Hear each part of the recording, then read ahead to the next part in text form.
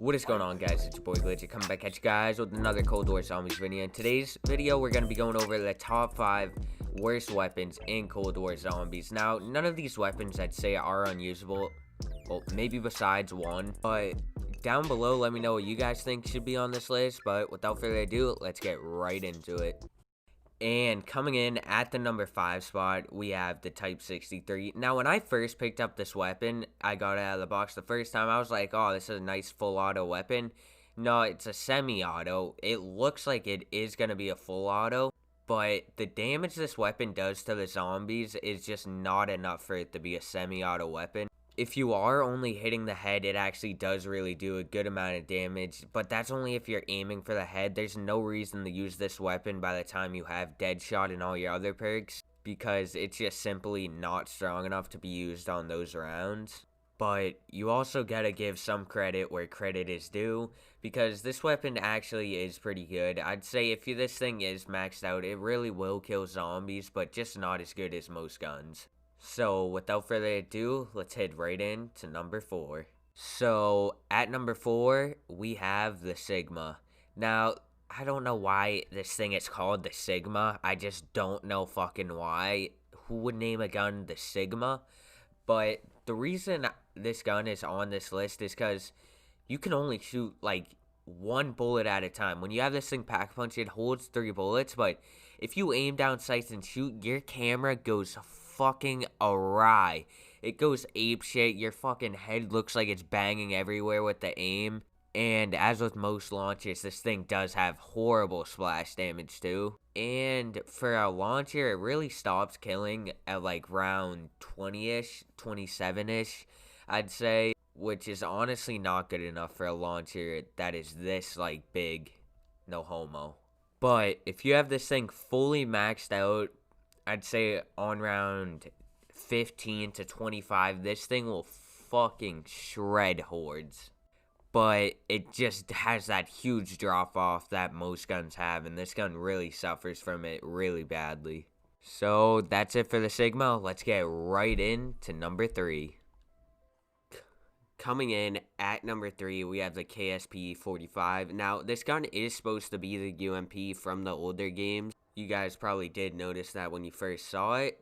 But the thing about this gun, it's an SMG that's a 3-round burst. It might be a 2-round. It's a 3-round burst. But that's the first time, correct me if I'm wrong, that we've ever seen an SMG that's a 3-round burst. And the weirdest thing about this gun for me is that it's a 3-round burst, but it still does the damage of an SMG, which is not that good. But you can just keep on spamming the burst. It really doesn't have that much of a cap compared to most AR 3-round burst, which really just gives you no point at all to use this weapon. It really is just a pointless weapon, because this thing really does suck in multiplayer too. But yet again, like the past 2 weapons I've talked about, it does have its strong suits. If you have this thing fully maxed out, it will kill on the higher rounds. Up until around about 25, I'd say it would really start slowing down. But there's really not a lot to talk about for this weapon, so without further ado, let's get into number 2, because things are really about to start to get bad. And coming in at the number 2 spot, we have the M79, aka the China Lake. Now, I know you guys see the Plague Diamond, and also, you guys remember that challenge that was taking me forever to do? It was like 750 kills with 1 shot, or 5 kills with 1 shot, 750 times. That challenge was taking me forever, and the next day, Treyarch made it down from 750 all the way to fucking 50. So I just spent all that time grinding it out the night before for no fucking reason. I was so mad when I found that out. But we gotta get into the gun now. So the thing about this gun, it starts making crawlers on like round 4-ish, I'd say.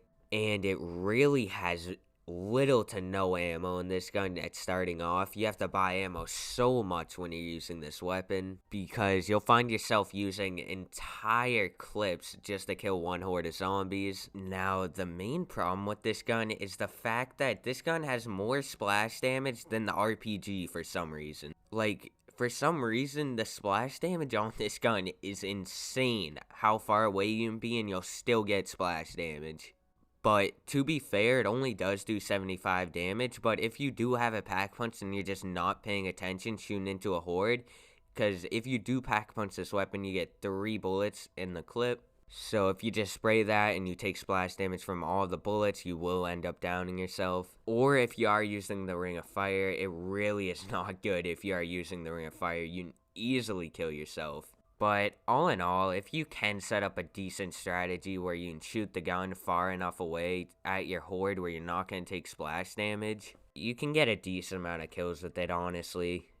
But without further ado, let's get right into number 1. Remember at the start how I said most of these guns were usable, besides one maybe? Yeah, it's the Barrett, the M82. This gun is so bad, and I don't know why the default scope is an ACOG. Like, that's so zoomed in that if you aim this thing at the ground, you could see microorganisms having sex in the grass. I don't understand this weapon because it doesn't kill zombies either. And I just honestly don't know why anyone would want to use this. It doesn't do any damage. Like, when I first used this, I said, oh, I'm just going to train and then spray into the horde. Nah, this gun does not get enough ammo in a clip to be able to do that. And it doesn't even one-shot zombies on round 1 to the body. It doesn't one-shot them on round 1. Like, it was just killing me to even get the footage for this gun. That's how bad it is. And never mind when I have to get Plague Diamond on this thing. It's just gonna suck. So, all in all, just never use this weapon if you want to get out of the game without smashing your controller into 1,000 pieces.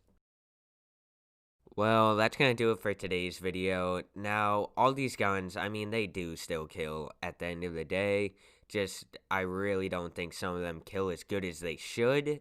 But that's going to be it for today's video. Hope you guys enjoyed. Like, comment, subscribe if you did, and I will see you guys in the next one.